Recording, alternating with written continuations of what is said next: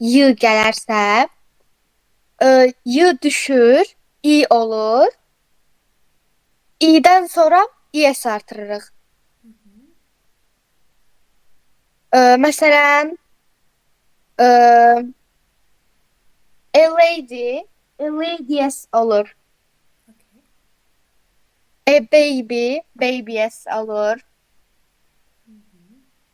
Sonra e, hə, burada da sait gələrsə, əgər y-dan əvvəl sait gələrsə, is artırmırıq ya da y i-yə keçmir.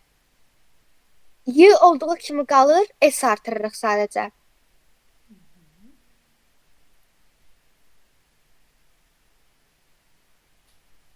Bunlar da kökündən dəyişən isimlərdir.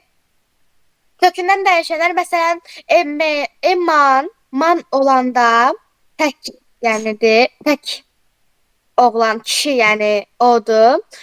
E, olmur da onda. Men olanda isə cəmdir, iki və daha çox. Woman olur, woman olur.